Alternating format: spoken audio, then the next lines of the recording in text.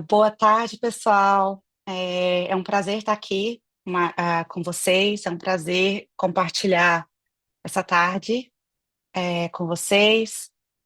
Hoje eu vou apresentar o título da minha apresentação, da minha palestra, é Narrativas de Emancipação, Contribuições de Lideranças Femininas, Indígenas e Afrodescendentes para os Direitos Humanos na América Latina.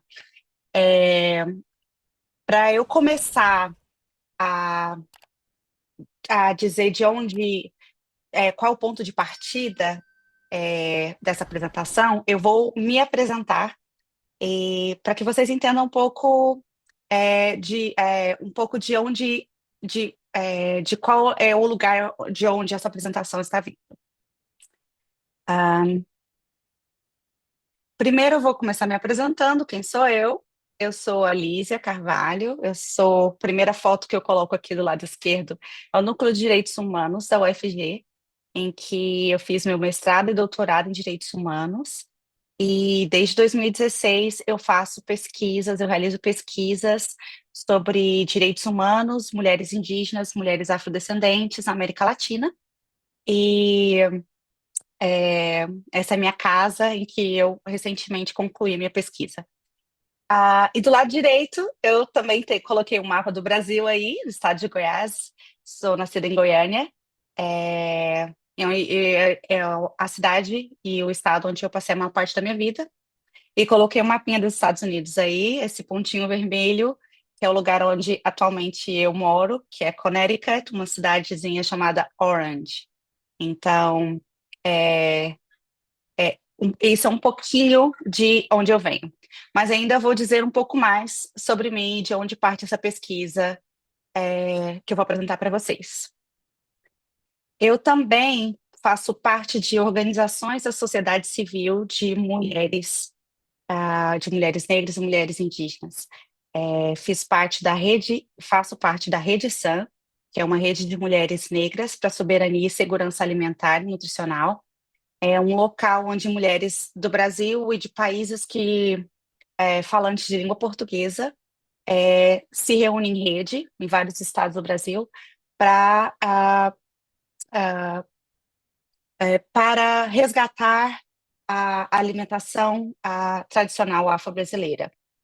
No resgate, na valorização dessa cultura e, além da alimentação, também trabalhando com o direito de mulheres negras, tanto no Brasil quanto em países falantes de língua portuguesa. Eu também faço parte da Notímia, que é uma agência de notícias de mulheres indígenas e afrodescendentes. Eu, além de integrante, sou fundadora. Ela foi fundada em 2016 na Cidade do México e é uma rede de comunicadoras indígenas afrodescendentes que tem representantes de vários países da América Latina. Essa foto, por exemplo, que nós temos, que eu estou mostrando para vocês agora, é uma foto desse encontro em que foi fundado no time, e nós tínhamos 182 mulheres, de, a maior parte de mulheres indígenas e afrodescendentes do México, mas também representantes da América Central, da Bolívia, ah, Colômbia, Brasil, Chile e assim por diante. E desde então essa rede continua crescendo e daqui a pouco eu vou falar um pouquinho mais sobre ela também. Então, com essa apresentação, ah, além disso, tenho trabalhado também como intérprete por causa desse meu histórico, em fundos indígenas, em que se financiam, são fundos internacionais que se financiam projetos de povos indígenas, relacionados a mulheres, a câmbio climático, enfim, entre outros.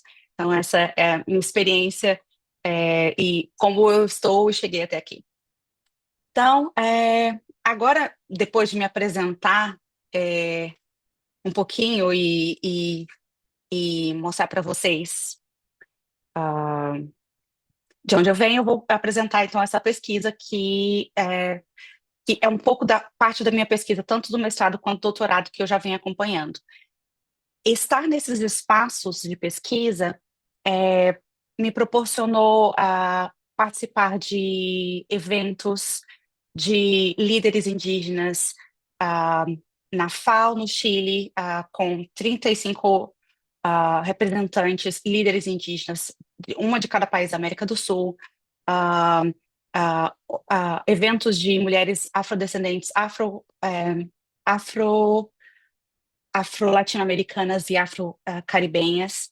Então, eu tenho acompanhado durante todos esses anos a atuação dessas mulheres indígenas. Eu vou trazer um pouco para vocês essa atuação, como é, elas lutam pelos direitos humanos de outras mulheres. Então, para começar, essa parte da minha pesquisa, ela vai falar um pouco sobre gênero, interseccionalidades e lideranças femininas de mulheres indígenas e afrodescendentes, e porque eu parto de uma perspectiva de gênero e considerando também suas interseccionalidades. Essas interseccionalidades, elas se referem a, a perceber, uma categoria teórico-metodológica que percebem as mulheres não apenas como um marcador de diferença, não somente sendo mulheres, ou não somente por serem indígenas ou por serem mulheres negras, mas sim uma intersecção de todas as categorias para olhar de uma forma diferenciada para os direitos que essas mulheres eles não estão sendo atendidos. E por trazer essa questão das lideranças femininas, de como essas mulheres, especificamente de mulheres indígenas e afrodescendentes, porque quando a gente fala sobre estudos de gênero, muitas vezes se falam sobre um feminismo universal, que é aquele que colocam todas as mulheres como se fossem universais e únicas, e geralmente pensando em mulheres do norte, e não considerando as especificidades de mulheres do sul global. Então, é daí que a gente parte, desse ponto que a gente parte.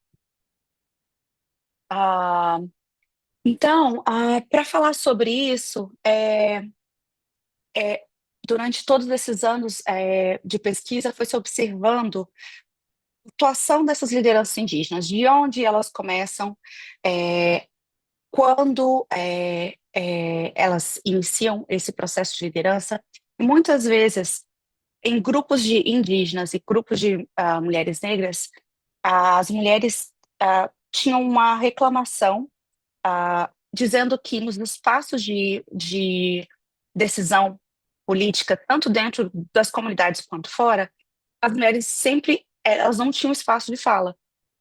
E elas queriam estar nesses espaços trazendo as questões pertinentes para as mulheres. Então, ah, ah, foi nesse sentido que as mulheres começaram a se organizar. E, a partir dali, por várias outras mulheres, começou-se formações específicas para elas, e um processo de formação dentro das comunidades e fora delas, para que elas pudessem estar nesses espaços trazendo questões exclusivamente femininas. E eu trouxe aqui até, não comentei no outro slide, a imagem de lideranças muito importantes para o Brasil, como a Sônia Guajajara, Eliane Potiguar, e como elas foram importantes nesse processo de consolidação é, das mulheres nesses espaços de garantia de direitos. E a partir daí eu fiz um histórico de como essas mulheres atuaram, quem foram aquelas que precederam ah, nesses espaços e quais são os desafios que elas enfrentam. Muitas vezes, quando elas trabalham em nessas lideranças, sofrem diversas violências, e violências que nós chamamos também de violência de gênero, violência política de gênero, em que, como o caso de Berta Cáceres, dessa imagem. É uma liderança hondurenha em que conseguiu realizar uma grande formação com não só a defesa do seu povo, mas também das mulheres. E ela infelizmente, ela foi assassinada justamente por esse tipo de atuação. Então, trago também tanto os desafios quanto as, as, a trajetória que essas mulheres experienciam. Um momento. Vai. Então, vou falar um pouquinho sobre os processos de formação tradicional de lideranças indígenas. Existem alguns processos de formação que são realizados dentro das comunidades e existem aqueles fora das comunidades. Então, para trazer os processos de formação tradicional das lideranças, eu trago aqui o exemplo é, de, das ceramistas Inã Carajá, da Ilha do Bananal, no Brasil. Elas são detentoras de saberes ancestrais e dão continuidade a esse ofício tradicional, transmitindo o conhecimento e formando novas gerações a partir dele. E a partir do ensinamento é, desse conhecimento, desse saber ancestral, que é das bonecas Kitchoko, que é essa boneca que está aí na mão dessa ceramista, e em português seria, na língua Inã Carajá seria boneca de cerâmica, e mas ela abrange muito mais do que o ensinamento do modo de fazer dessas bonecas, abrange muito mais do que ah, uma boneca somente, mas sim todo o universo Carajá por meio das miniaturas, demonstrando como essas lideranças elas atuam em suas comunidades. E essas Hichokos, que são essas bonecas, são especializadas e complexas de interpretação e representação do mundo Carajá. Então, essa senhora que está na imagem é uma grande mestre ceramista, ah, ela se chama Marrua Ederu Carajá, e ela foi uma dessas líderes que formou outras mulheres que hoje atuam não só produzindo a cerâmica e a Sitioko, como na formação de outras mulheres. Também existe um outro processo de formação de lideranças indígenas e afrodescendentes na América Latina através de organizações. Como eu falei para vocês, que eu faço parte de algumas organizações de mulheres da sociedade civil, e essa é uma outra maneira. Como a Notímia, que é a agência de notícias de mulheres indígenas e afrodescendentes, a qual eu faço parte, que é uma rede de mulheres indígenas e negras que atuam na América Latina e tem como missão tornar visíveis e fortalecer as estruturas organizacionais que emergem das comunidades e dos povos originários. E para isso, elas utilizam diversos idiomas e também se empenham em educar e capacitar outras comunicadoras pertencentes aos grupos indígenas, afrodescendentes, afro-indígenas. E tem uma abordagem que englobe aspectos sociais, políticos, culturais e ambientais, sempre com a perspectiva de gênero e direitos humanos. E, por exemplo, essa imagem aí é de um dos vários encontros. Até hoje nós tivemos 5 encontros de formadoras, de comunicadoras, em que quando uma dessas líderes ainda não tem uma formação em relação a a meios de comunicação, sempre vai ter uma outra que já tem mais experiência que vai ensinar, seja a utilizar a fotografia para visibilidade dos seus grupos, de suas comunidades, seja o uso de redes sociais, seja a utilização de rádios. Muitas comunidades ainda ah, continuam utilizando rádios comunitárias, utilização de fazendo técnicas de entrevista, enfim. É uma outra forma de formação de líderes. Também existem as formações de lideranças em universidades e organizações internacionais. Como, por exemplo, no México, o CIESAS promoveu um diplomado para o fortalecimento de lideranças de mulheres indígenas e, e sempre em parceria com as universidades. Algumas universidades oferecem a estrutura em que mulheres indígenas vão ser as mediadoras para formar outras mulheres. E também organizações internacionais, como fundos internacionais, estão fazendo esse papel. Essa foto, por exemplo, é do FIME, que é uma rede global de mulheres indígenas que atuam é, em nível local, nacional, regional e internacional. Tem representações de formação na Ásia, África, Ártico, Pacífico e Américas. E essa organização tem a missão de reunir lideranças de mulheres indígenas e ativistas de direitos humanos de várias partes do mundo para definir agendas, construir capacidades e desenvolver papéis de liderança. Agora, após esses 3 pontos, eu queria falar de experiências específicas de 2 lideranças indígenas, indígena e afro-indígena. Silvinha Chucuru, do Brasil, e Yolanda Camacho, no México. Na minha pesquisa, eu desenvolvi, fiz um estudo comparativo entre Brasil e México, e essas foram as 2 lideranças em que eu tive esse aprofundamento, além de forma geral, das organizações com que eu tive trabalhando durante esse período. Então, eu vou começar falando um pouco sobre a Silvinha Chucuru, e para falar sobre ela, eu vou falar um pouquinho sobre seu povo, de onde ela vem. Diga o povo que avance, o povo Chucuru do Urubá. Diga o povo que avance é uma frase que o povo Chucuru repete constantemente. É uma frase que o cacique Chicão, que é esse homem do lado esquerdo na foto, ele sempre dizia. Ele era o cacique do povo Chucuru. O povo Chucuru, ele fica localizado em um território, em Pesqueira, no estado de Pernambuco, perto de Pesqueira, na cidade de Pesqueira.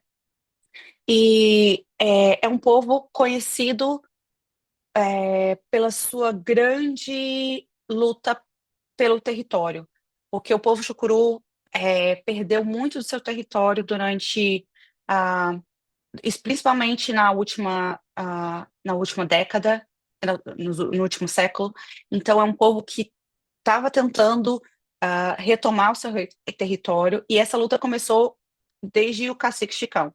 Essa do lado direito, a dona Zenilda, sua esposa, e ela é considerada a mãe do povo chucuru. Então, eles travaram uma luta muito grande para a retomada desse território, e o povo chucuru continuou seguindo essa luta, e até que essa luta foi travada para demarcação territorial, e muitos dos fazendeiros tentaram invadir as terras, tiveram vários ataques, e o cacique chucuru, ou Chicão, foi assassinado por esse motivo. Então, hoje, o seu filho, Marcos Chucuru, quem é o cacique, continua a luta territorial. Eles conseguiram retomar muito dessa terra, e, inclusive, nessa eleição de domingo, ele foi eleito o prefeito de Pesqueira. Como eu disse, a dona Zenilda, ela buscava alguém para continuar esse trabalho que ela já começou, e precisava de um treinamento para essa nova liderança. Então, no caso da Silvinha, ocorreu treinamento tanto dentro da comunidade quanto fora. E por isso eu trago o trabalho da líder Silvinha Chucuru. Ela mesma se chama Mulher Semente, que é uma mulher que semente porque ela vai plantar e vai continuar tendo frutos. E tanto não só para ela, quanto para o seu povo, e principalmente para o grupo de mulheres do seu povo.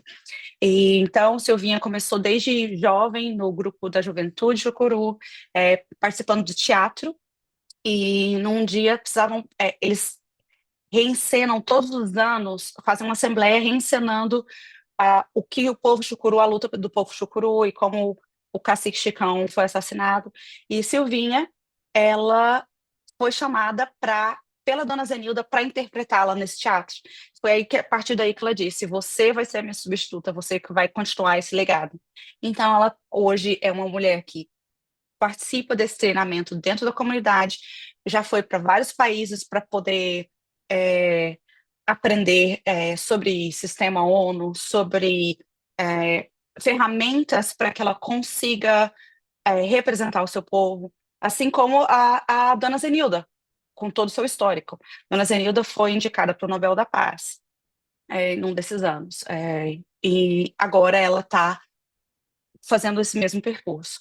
E por causa desse tipo de atuação, ela, ela é uma das fundadoras do Coletivo de Mulheres de Curu, em que elas conseguiram financiamento para construir dentro do território a Casa de Sementes Mãe Zenilda. E essas mulheres, o território de Curu é dividido em três partes.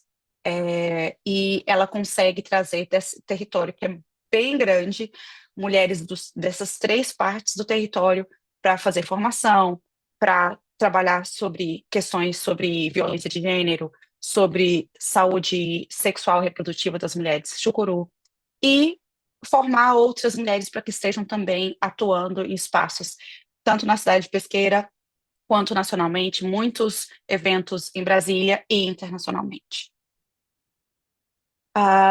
Agora eu vou falar um pouquinho sobre o contexto ah, de onde vive Yolanda Camacho, que é essa outra interlocutora. Ela, ah, bom, no México, essa é uma comparação Brasil e México. No México tem uma região que se chama Costa Chica. Ela abrange tanto o estado de Oaxaca e de Guerrero. Mas a Yolanda Camacho atua principalmente no estado de Oaxaca.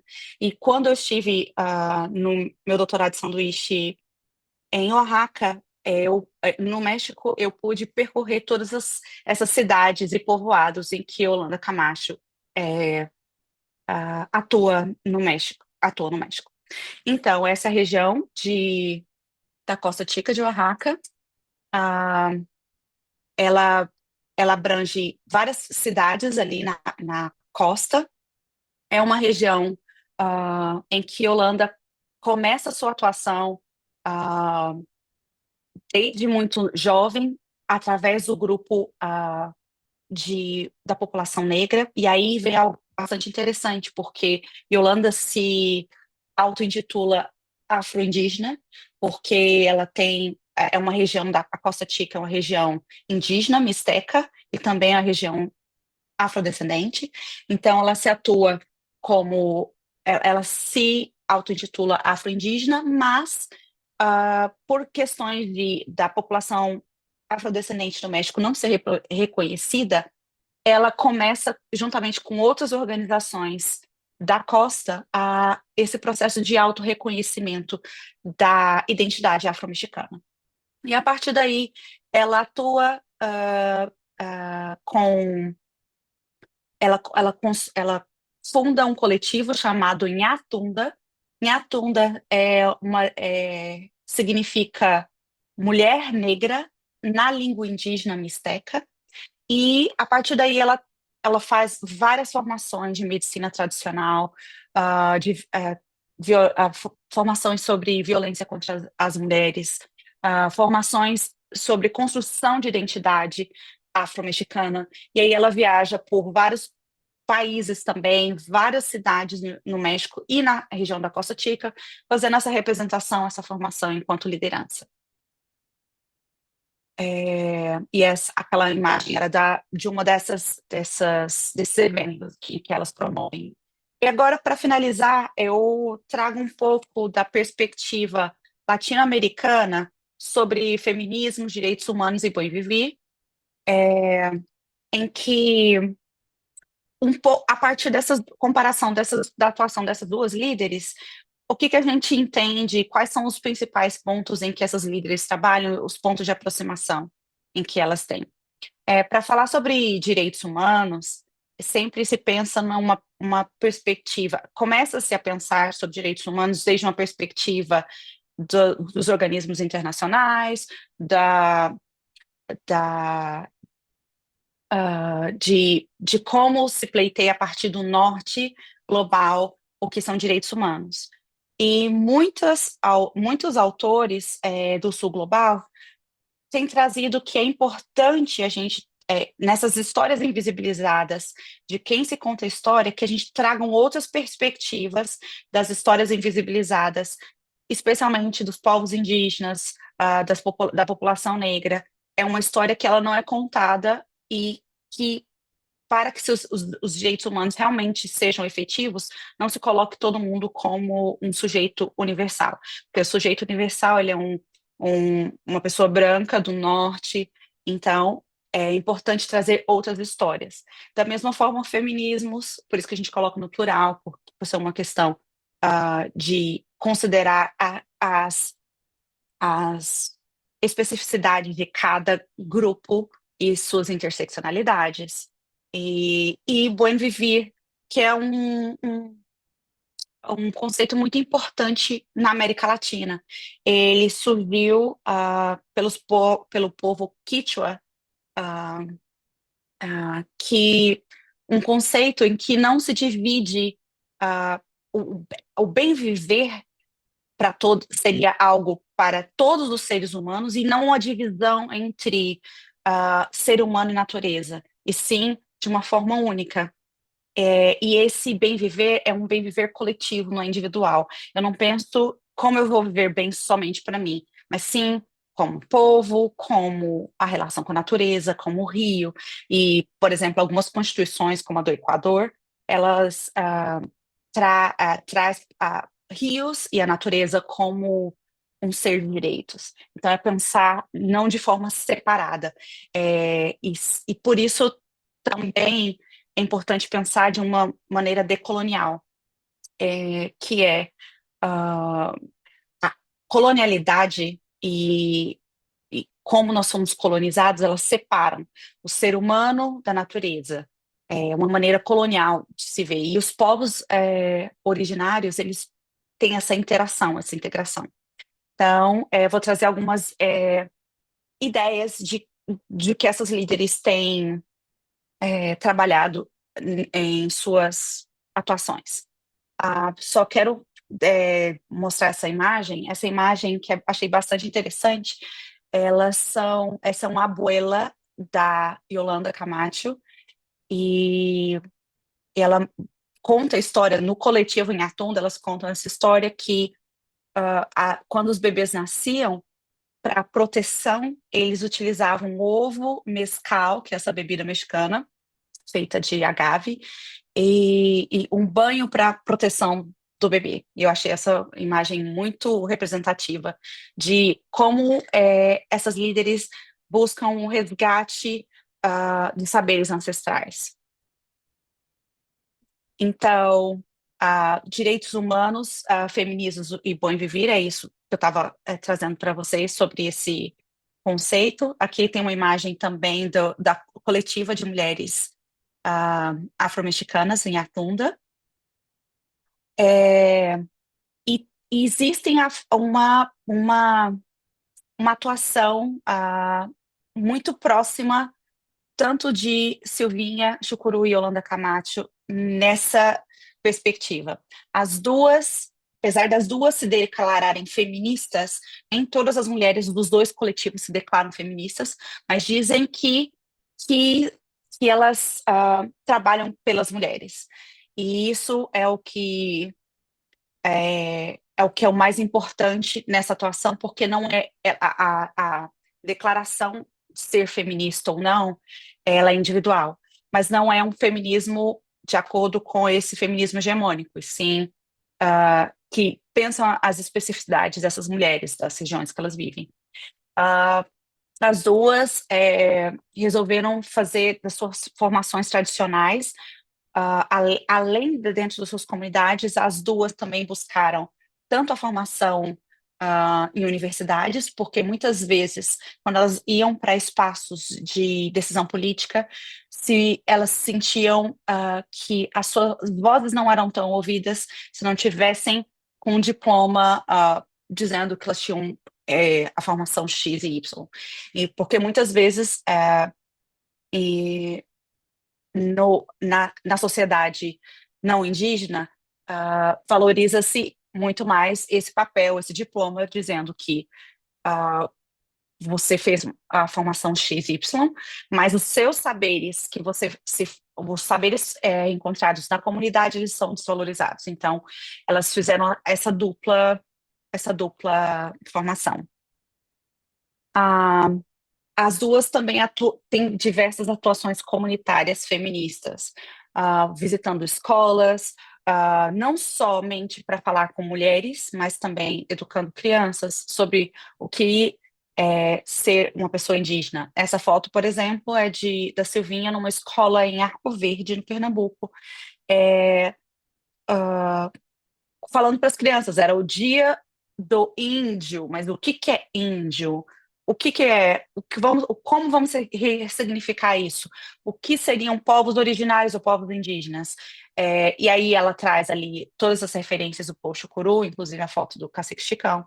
Então, as duas lideranças também têm atuações comunitárias feministas em escolas, em ah, muitas são chamadas para vários espaços de fala em universidades, em diversos eventos, porque agora, depois de toda essa trajetória, as suas elas são vistas como referências. Uma outra parte muito importante do ativismo dessas mulheres, e eu trago das duas, mas é muito comum nas lideranças femininas da América Latina, é a espiritualidade. A Silvinha é uma.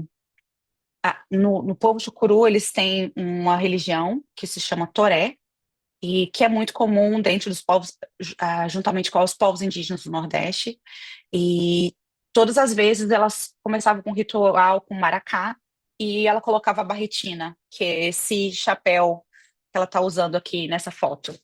Então, todas as vezes ela começa qualquer evento chamando os encantados e fazendo um ponto de toré e fazendo essa canção. Eu estive com ela num evento da FAO durante 2 semanas, que é uma formação de formadoras indígenas da América do Sul, e todos os dias, assim, quando nós começávamos o evento, por ela ser uma líder religiosa também, todo mundo já a convidava para começar os trabalhos. E uma outra, e isso também é muito comum com a Yolanda, como vocês podem ver, essa foto aí foi de um evento na Cidade do México de valorização das línguas indígenas. E, para começar, esse é um ritual e todos os eventos também se iniciavam. De origem maia, em que elas colocam 4 cores diferentes de flores e as velas com apontando para os 4 pontos cardeais. Ah, isso é uma mandala maia, mas existem outras diferentes, que vão colocar sementes, que vão colocar, dependendo do povo que você da região que você está. Uma mandala de um povo andino vai ser diferente de um mandala do povo do México, e depende também de qual região do México você está, vai ser diferente também. Mas a espiritualidade está sempre presente na atuação dessas mulheres. E um conceito bastante importante também na América Latina é o conceito de corpo-território. É um conceito cunhado por uma feminista indígena maia Xinca, da Guatemala. Ela se chama Lorena Cabral. Ela diz que o corpo é o território. Então, da mesma forma que você cuida do seu território, e o território é algo muito importante para essas comunidades, você cuida do seu território e do seu corpo, e onde você vai, você está representando aquele território. Então, aqui essa foto, por exemplo, é da Silvinha Chucuru na COP na COP, que foi em Dubai, se eu não me engano. Isso. Então, ela está ali representando não somente ela, mas o coletivo de mulheres Chucuru e o povo Chucuru com seu corpo território. Ah, e elas também têm é muito semelhante às formas, às redes estratégicas de mobilização. ah, utilizam muito redes sociais e elas se intitulam comunicadoras por utilizarem redes sociais como forma tanto individual quanto dos coletivos para divulgar atividades, para fazer com que tenha repercussão ah, de violação de direitos, participam de documentários, participam de, enfim, a Yolanda, nesse ano, inaugurou uma rádio comunitária afro-mexicana, em que eles têm todos os dias a programação voltada para o resgate da cultura afro-mexicana. Enfim, por toda a América Latina também esse é um ponto muito comum dessas lideranças de mulheres. É isso, gente. Muito obrigada e estou aberta a perguntas.